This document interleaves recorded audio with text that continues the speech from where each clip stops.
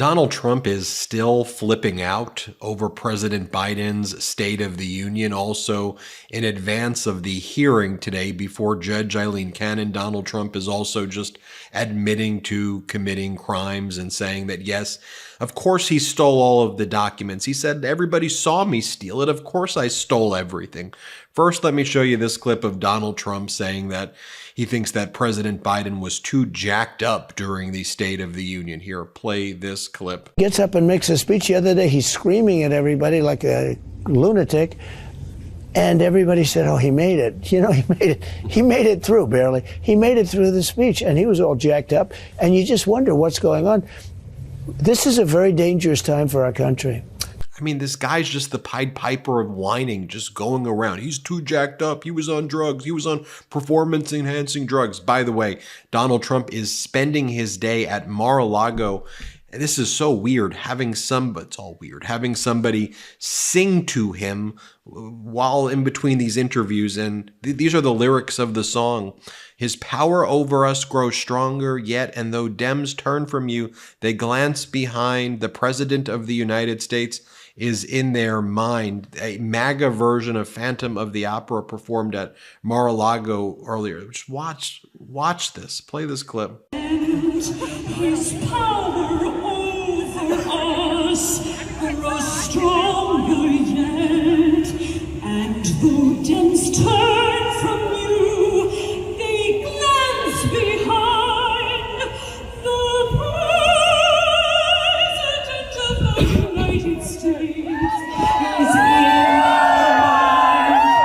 Our spirit and your voice in one combined. The President of the United States is in our mind. He's there, the President of America. You're on, Mr. President. Sing to me. No, sing to me. Will you tell me? Sing to okay. Ready? Sing to me. Yeah, as a DeSantis supporter, Peter Heinlein wrote on his account, why the hell did we decide to stick with this decomposing weirdo? And speaking of which, here is Donald Trump admitting that he stole the classified records. Play this clip. I took them very legally, and I wasn't hiding them. We had boxes on the front of and a lot of those boxes had clothing, and we're moving out, okay? Unfortunately, we're moving out of the White House. And because we're moving out of the White House, our country's going to hell. But we weren't hiding anything. He was. And that's very different, by the way, than remember when the FBI searched Mar-a-Lago, and what did Donald Trump's lawyers say? Oh, they said that the FBI planted the documents. Play this clip. This is a joke. This is memento. And quite honestly, I'm concerned that they may have planted something. You know, at this point, who knows? I don't trust the government. And that's a very frightening thing as an American. If I didn't want to be an American and go to another, this is third world stuff. We've heard it. This is Cuba. This is not our country. People are saying. And what else is Donald Trump talking about during this interview? He's talking about, of course, Hunter Biden's laptop. Play this clip. The Hunter Biden stuff is bad, let's face it. And if you believe the laptop from hell, there's a lot of money that's been exchanged, and it's a lot of money and seems like a lot of proof. They're going to find out, and they certainly have found out, because, look, a lot of money has been exchanged, and from a lot of different countries, including China, and that's serious stuff. But I would just say to him, what do you say? And here Donald Trump talks about how he's thinking about certain VP candidates, but ruled out people who he claims behaved very badly to him. Here, play this clip. Congratulations. You won early. That's right. Vice President, are you any closer? Have you ruled anybody out? Yeah, I probably have a couple of people that you may know very well. Some people that I didn't think behaved properly. Yeah, I think I've ruled some people out, but I've ruled a lot of people in. We have a lot of great people in the Republican Party, and they'll do a terrific job, I think. But certainly I have people that I wouldn't want as a vice president. Is there a formal All right, I need to cleanse this video right here. I just want to show you President Biden speaking the same day, earlier in the day. I don't know, about things like policies. Here, play this clip. Give me a break. You know, just this week, Donald Trump said cuts to Social Security and Medicare are on the table. When asked if he changed his position, he said, quote, "There's a lot we can do in terms of cutting. Tremendous amount of things we can do," end of quote. I want to assure you, I will never allow it to happen. I won't cut Social Security. I will not cut Medicare. Instead of cutting Social Security and Medicare to give tax breaks to the super wealthy, I'm going to protect and strengthen Social Security and Medicare to make the wealthy begin to pay their fair share.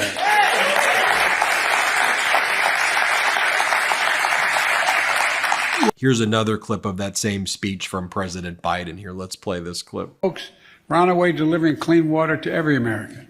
We're on the way to delivering affordable high-speed internet to every American at low cost. The communities too often left behind, we're rebuilding. We're rebuilding the roads. We're filling in the cracks in the sidewalks. We're creating spaces to live and work and play safely and to breathe clean air and to shop at a nearby grocery stocked with fresh and healthy food. We're taking on housing discrimination, increasing access to home ownership, and building more homes and apartments to bring the cost of rent down.